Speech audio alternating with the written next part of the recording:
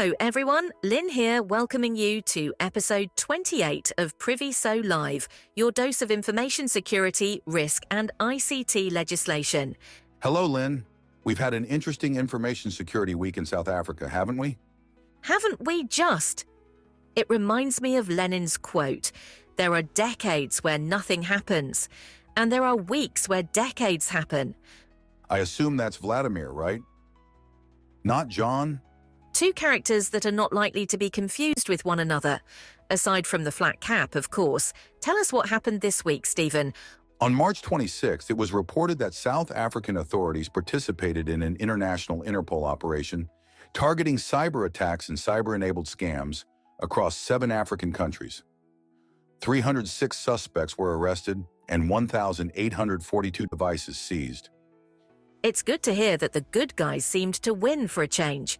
In further news, posts on X and related news highlighted a significant cyber attack on South Africa's National Health Laboratory Service, NHLS, from July 2024. Although the attack itself occurred earlier, its impact and ongoing investigations surfaced prominently this week. On March 24th, it was noted that South Africa's information regulator reached out to the NHLS to assess compliance with the Protection of Personal Information Act at the time of the attack. Additionally, articles published on March 22nd and 23rd detailed how a single click on a phishing email link had paralyzed the NHLS. Clicking on a link, same old, same old.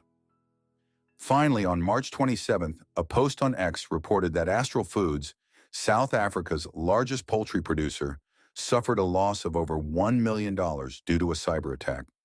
We may be at the foot of Africa, but geography offers no protection from attackers, does it? On to today's topic, though.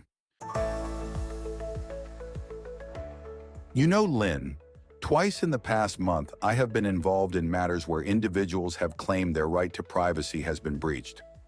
Both instances were frivolous, but the issue of consent was central to both. It seems like such a simple issue. Consent implies that I agree to something, but the law views it quite differently. So what exactly is consent under Papaya? Because I'm guessing a wink and a nudge isn't going to cut it. Definitely not.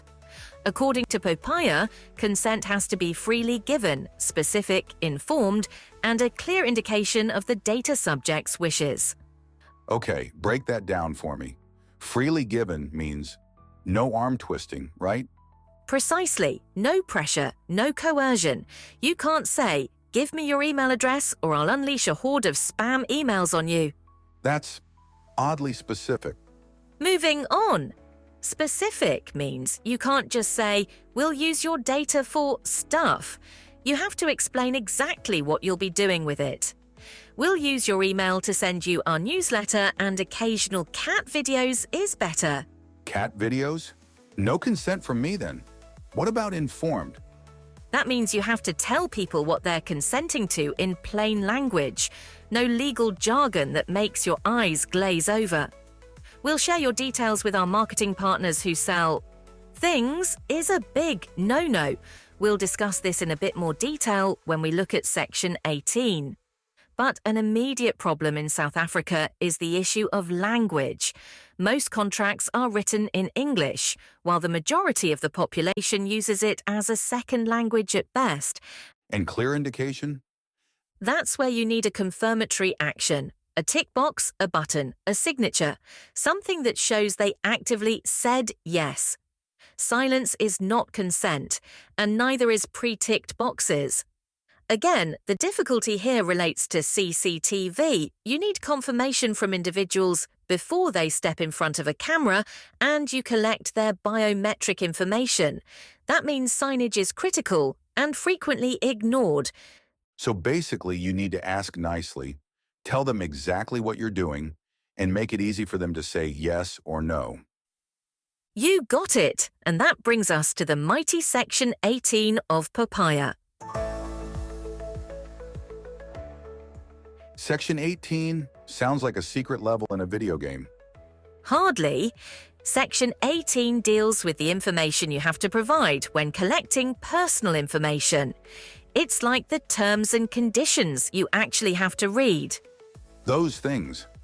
I too frequently just click agree and hope for the best.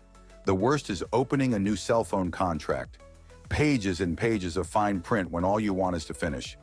Don't do that. Section 18 says you have to tell people who's collecting the data, why, what for, if you're sharing it, and if they have to give it to you by law. So basically, hey, we're Bob's Data Emporium. We want your address to send you coupons. We might share it with our sister company. And no, you don't have to give it to us if you don't want to. You're getting the hang of it. It's all about transparency and giving people control over their information. And if you don't follow these rules, then you might get a stern talking to from the information regulator and potentially some hefty fines. Nobody wants that. So to sum up, be clear, be honest, and always ask nicely.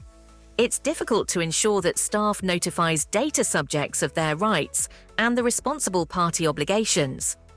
That's why it is wise to have a privacy notice in a public location, like a website or a notice board, that you can refer people to prior to collecting or processing information. Exactly, and remember, consent is not a one-time thing. People can change their minds. Like that time I said I liked pineapple on pizza. I've since seen the error of my ways.